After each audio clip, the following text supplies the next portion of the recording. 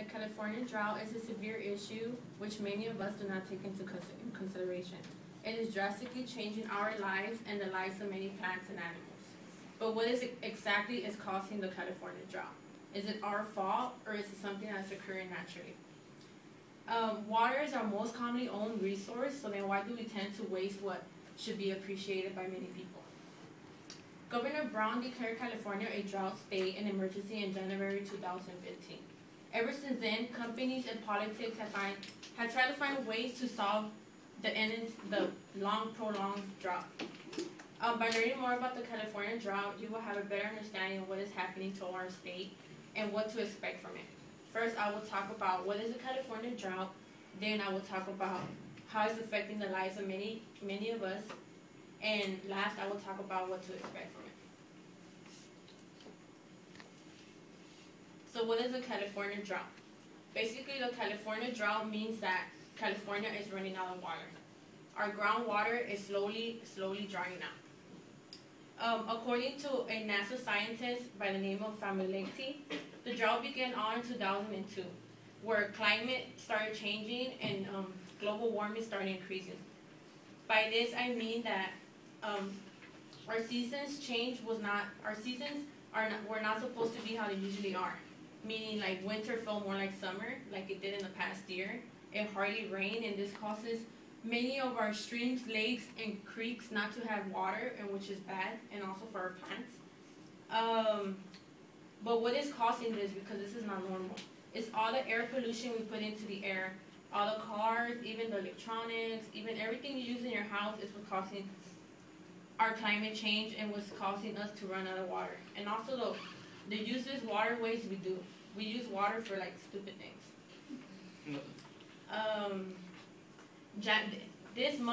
This year in January, it was the driest month ever in records ever since long.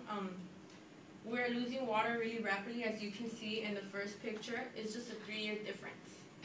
It's really, really sad to see that lakes and many beautiful places that people used to enjoy for nature are now drying out.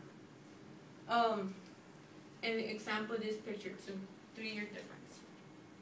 We are losing close to 12 RC feet yearly, which means 3.7 RC feet is 1 million gallons, which is close to 4 million gallons yearly, which you guys may think is not a lot, but if you add it up, it's a lot of water, because we need all this water.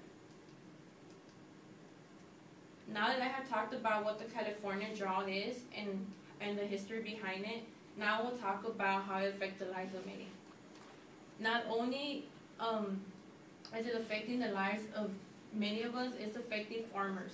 Farmers no longer could afford to plant any crops because their crops dry out because they no longer have water to water them. They're also losing their animals because they cannot afford to feed them or anything to keep them anymore. So farmers could either lose their farms, lose their homes, go bankrupt, and many other things. But it's not only farmers which have a bad effect on the California drought. Also, many people in small communities such as Santa Ana, which only get 50 gallons per day, and that's it. You cannot pass the limit, and now you get a fine.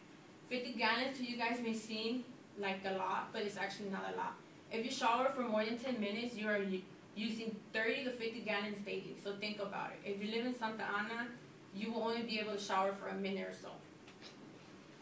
But it's not only farmers and other people that are being affected by the California drought. It's also animals and plants which are being affected by the drought. For example, animals and plants rely on rivers, streams, creeks, and everything for survival. But if they no longer have this, then how are they supposed to survive? According to Jamie Smith, a scientist, he reported that it has been many wildfires ever since we had the drought. Since it was reported that 69 fires happened within 5 years. Ever since the California drought, we have reported 406 wildfires, which is an increase of 360 something, which is incredible. From January 1 to January 25, 406 fires is a lot. And many people may not think that this is not damaging, but it's damaging because many people lose their homes and their plants, and many animals die out. It's causing animals to lose their habitats, which is really sad because many of our animals will go extinct if this California drought gets more severe. It also loses them to lose their habitat, which makes them want to go look for a place to live in society, which can cause unsafe interactions with humans, which is not good. You will not want to see a bear by your house or any dangerous animal near you. So now that I discussed what that California drought is and how it affects the life of many of us, I will now talk about what to expect from it. Governor Brown, like I said, declared California a drought state in January of this year. He has directed state officials to take necessary actions if it continues like this by summer. So if by summer there has not been a better condition, he is going to rationalize water like in Santa Ana.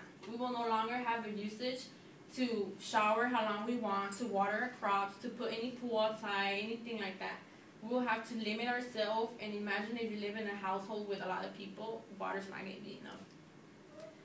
This is really sad because we're going to get to the point where we're going to actually have to beg for water. No more water bottles, no more fountains, no more of this, no more nice things that water provides with us, and I think it's really sad.